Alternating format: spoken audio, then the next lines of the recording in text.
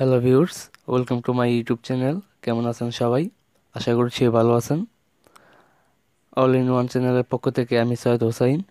তো ভিউয়ার্স, অবশ্যই আপনারা মনে হয় থাম্বনেল দেখে বুঝে ফেলছেন যে এই ভিডিওতে আমি আপনাদের মাঝে কি শেয়ার করতে যাচ্ছি। তো ভিউয়ার্স, বেশি কথা বাড়াচ্ছি না, সোজা চলে যাচ্ছি টিউটোরিয়ালে। ফিরছি ইন্টার পর।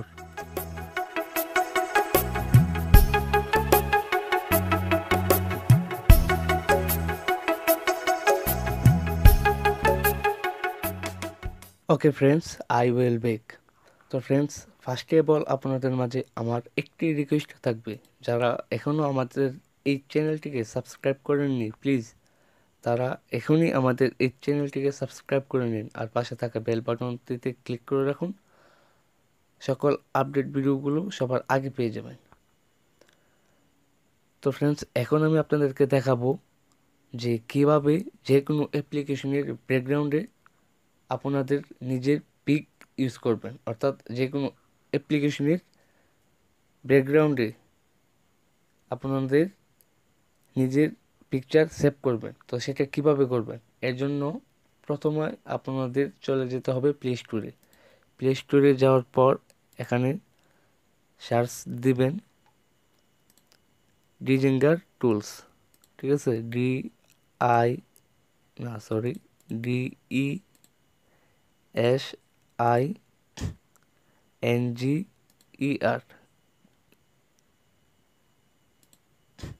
NGER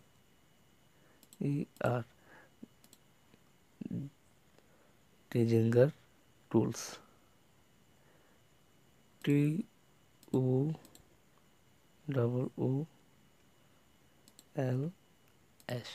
ওকে ফ্রেন্ডস, দেখুন ডিজেঙ্গার টুলস, এটা দিয়ে সার্চ দিবেন। দেওয়ার পর এই অ্যাপটি আপনারা ডাউনলোড করে নেবেন। ঠিক আছে, এই অ্যাপটি অবশ্যই আপনাদের ডাউনলোড করে নিতে হবে।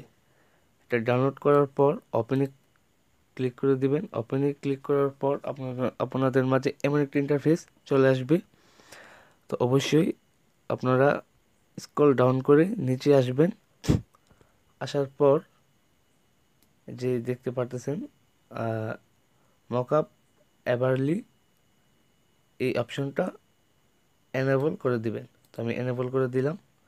এনেবল করে দেওয়ার পর পারমিশন চাইবে, অবশ্যই এটা অ্যালাউ করে দিবেন। দেওয়ার পর ব্রেকে চলে আসবেন।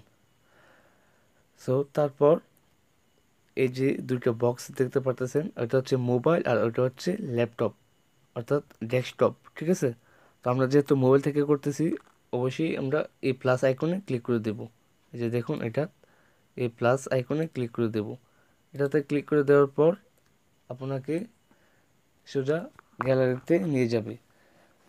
তো অবশ্যই আপনারা আপনাদের যে পিকটা যেটা ইউজ করবেন সেটা আগে থেকে ক্রপ করে নেবেন। ঠিক আছে, সাইজ মতো আপনার মন মতো করে ক্রপ করে নেবেন। ক্রপ করে নেওয়ার পর তো ওইখানে আপনারা সেই পিকটি ইউজ করবেন। ঠিক আছে, তো আমি আমার পিক ক্রপ করে নিয়েছি। তো এখন যে আমাকে গ্যালারিতে নিয়ে আসা হয়েছে, ঠিক আছে, তো এখন আমি আমার পিকটি ইউজ করব। ওকে ফ্রেন্ডস, তো দেখুন আমার পিকটি কিন্তু এখানে শো হচ্ছে। ঠিক আছে, অর্থাৎ শো করাচ্ছে। ঠিক আছে, তো এখন আপনারা করবেন কি, এই যে দেখতে পাচ্ছেন ওপাসিটি, এটা অবশ্যই 50% করে দিবেন। ঠিক আছে, এটা 50% করে দিবেন। তো দেখুন আমি কিন্তু 50% করে দিয়েছি, এই যে দেখুন এটা। ঠিক আছে, তো 50% হওয়ার পর আপনারা হোম স্ক্রিনে চলে আসবেন।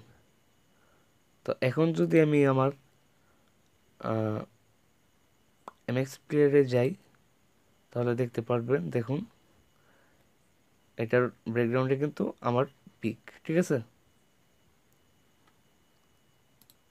দেখুন।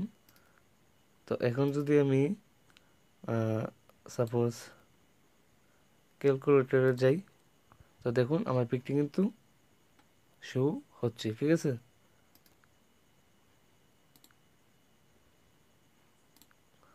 তারপর আমি যদি এখন গ্যালারিতে যাই, দেখুন আমার পিকটি কিন্তু শো হচ্ছে, ঠিক আছে।